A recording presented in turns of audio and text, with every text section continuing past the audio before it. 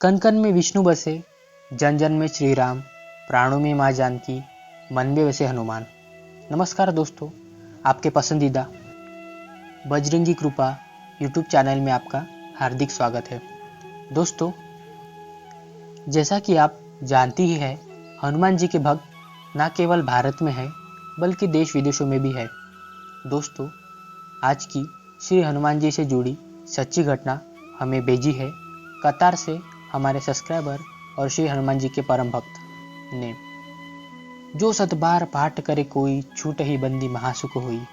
दोस्तों, आज इस अनुभव को देखने के बाद आपको पता चल ही जाएगा कि 100 बार श्री हनुमान चालीसा का पाठ करने से कैसे बड़ी से बड़ी आफत टल जाती है। यह आफत ऐसी थी जिसका जिक्र करने पर भी लोग कांप जाते हैं। आखिर क्या थी वो आफत और कैसे उन्हें श्री हनुमान जी ने उन्हें उस आफत से बचाया, जानकर भगवान पर बढ़ेगा आपका विश्वास। तो रिक्वेस्ट करता हूँ, वीडियो को आप आखिरी तक जरूर देखेंगे ताकि आप एक भी पॉइंट मिस ना करें। और दोस्तों, अगर आपने भी श्री हनुमान जी की कृपा या चमत्कार महसूस किया है तो आप भी मुझे ईमेल कर सकते हैं। मेरा ईमेल आईडी है kripabajrangi@gmail.com। हम एक के बाद एक हमारे वीडियोस के माध्यम से आपके अनुभव को शेयर करेंगे।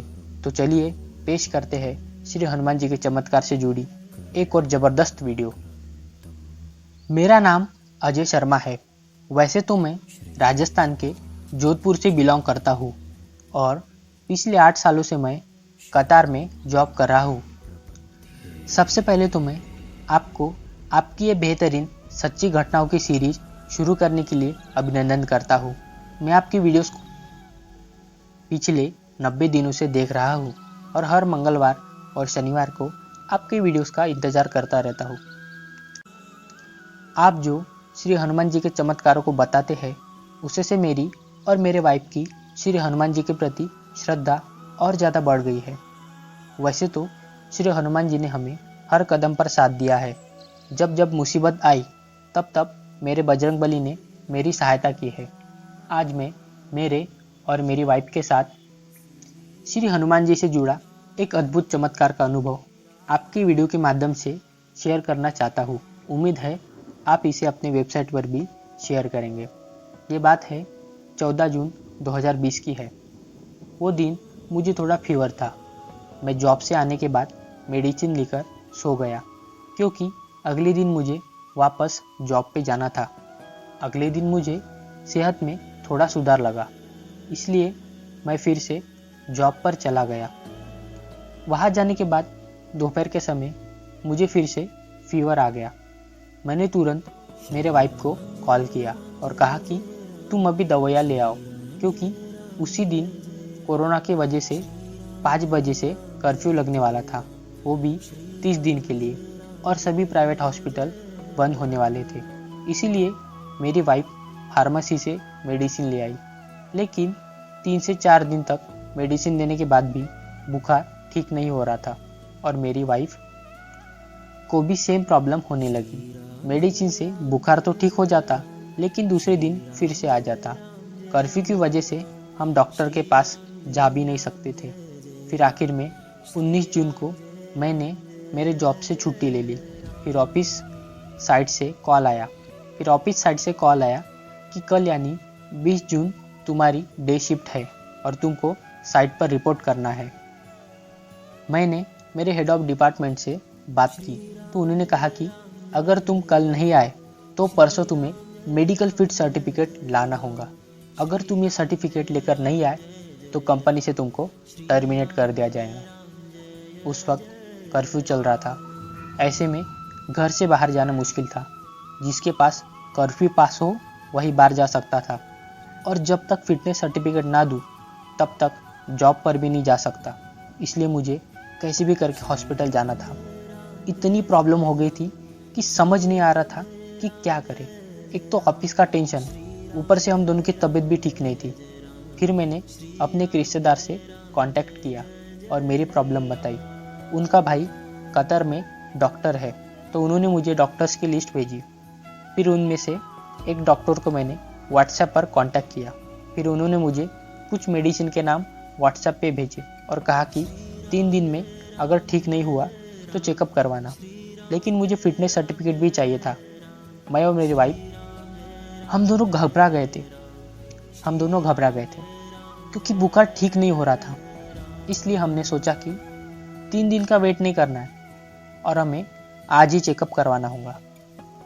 ये बात 20 जून की है, लेकिन प्रॉब्लम ये थी कि हम हॉस्पिटल कैसे जाएं, और ऊपर से मुझे कंपनी से प्रेशर था सर्टिफिकेट सबमिट करने का।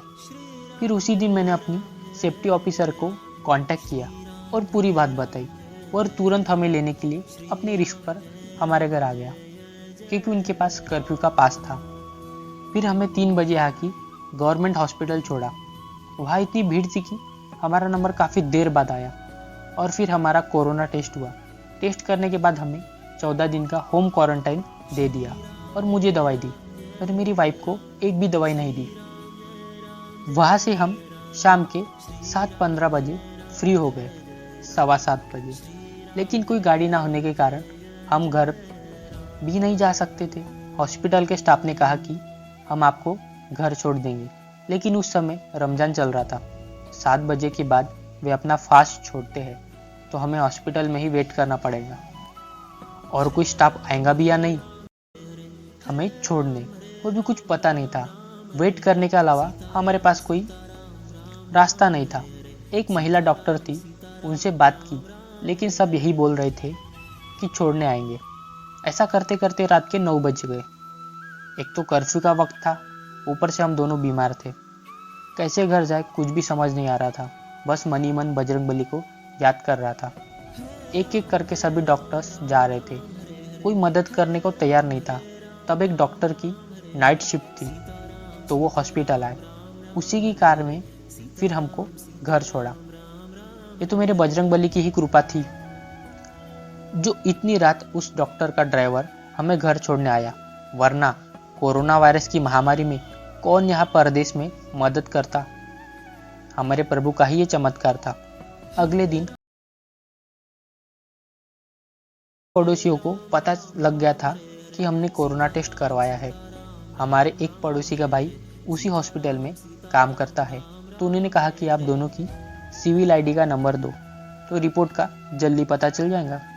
हमें भी लगा कि हॉस्पिटल वाले तो 4-5 दिन के बाद बताएंगे, अगर जल्दी पता चल जाए तो हम प्रिकॉशंस ले सकते हैं। तो हमने अपने सिविल आईडी का नंबर दे दिया। उसी दिन शाम के समय मेरी वाइफ पूजा की तैयारी कर रही थी। ये बात 21 जून की है। तभी मेरे पड़ोसी ने कॉल करके बताया कि हम दोनों कोरोना पॉजिटिव है। ये सुनकर तो मेरी वाइफ का रो रो कर बुरा हाल था। वाइफ का उसी दिन उपवास भी था, उसे तो पूरी रात नींद ही नहीं आई। और गुरुजी, मैं आपको एक बात बताना भूल ही गया कि हम दोनों ने 2 दिन पहले ही सोचा था कि अगले मंगलवार को हम 100 बार श्री हनुमान चालीसा का पाठ करेंगे। 22 जून मंगलवार की सुबह हमने 50 बार श्री हनुमान चालीसा का पाठ किया, और शाम के समय 51 बार। फिर रात को सो गए। अगले दिन जब हम उठे तो काफ़ी हद तक ठीक हो गए थे। मेरी वाइफ को सिर्फ सूखी खांसी आ रही थी, वो भी फार्मेसी की दवाई से ठीक हो गई। जब हम ठीक हो गए उसके 3-4 दिन बाद मेरे और मेरी वाइफ के लिए हॉस्पिटल से 2 अलग अलग कॉल आए, ये कहने की हम दोनों कोरोना पॉजिटिव है। तब मेरी वाइफ डर गई थी कि अगर हमें हॉस्पिटल में रखेंगे तो हम एक दूसरे को मिल भी नहीं पाएंगे। घर में हम एक दूसरे का ध्यान अच्छे से रख सकते हैं। थोड़ा डर मुझे भी था कि कहीं हॉस्पिटल जाना ना पड़े, तो अच्छा है, क्योंकि हॉस्पिटल से बार बार फ़ोन आने लगे और यही कहते कि वेट फॉर एम्बुलेंस। अब मुझे फिट सर्टिफिकेट की ज़रूरत थी ऑफिस में देने के लिए, क्योंकि उसके बिना मैं जॉब ज्वाइन नहीं कर सकता। इसलिए जो डॉक्टर ने हमें बताया था कि हम कोरोना पॉजिटिव है, मैंने उसे फ़ोन किया और सारी बात बताई। डॉक्टर ने कहा कि हॉस्पिटल से आपको फिट सर्टिफिकेट नहीं मिलेगा, क्योंकि अभी तक किसी को नहीं दिया है। फिर मैंने डॉक्टर से कहा कि फिर मैं अपनी कंपनी को कैसे समझाऊं, तो डॉक्टर ने कहा कि आपके मैनेजर से मेरी बात करवा देना। ये बात को भी मेरी कंपनी नहीं मानी, उन्हें तो फिट सर्टिफिकेट ही चाहिए था।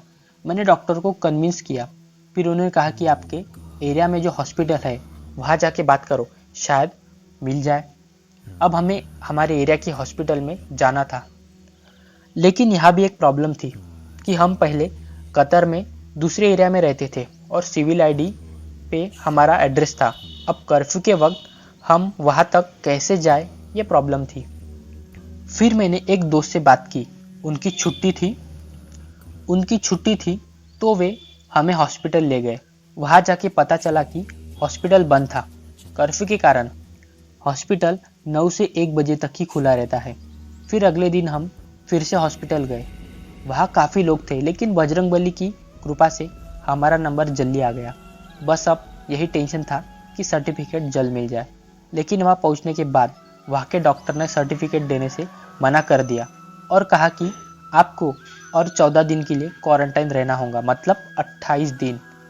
अब मैंने अपना धीरज खोया और तुरंत ही जो डॉक्टर ने पॉजिटिव कहा था वो एम्बेसी वाले डॉक्टर को सब बात बताई। तो उन्होंने उस हॉस्पिटल वाले डॉक्टर से फ़ोन पे बात की, लेकिन फिर भी डॉक्टर मानने को तैयार ही नहीं था। फिर एम्बेसी वाले डॉक्टर ने उसके सीनियर से बात की और समझाया कि ये 28 दिन वाला रूल नर्सेज और डॉक्टर्स के लिए है। उनके समझाने के बाद उन्होंने तुरंत ही हमको फिट सर्टिफिकेट बना के दे दिया। मैंने उसी दिन को मेरी कंपनी में मेरा सर्टिफिकेट सबमिट कर दिया। बाद में मेरे साइट ऑफिसर से कॉल आया कि तुमको और 2 हफ्ते रूम पे ही रेस्ट करना होगा।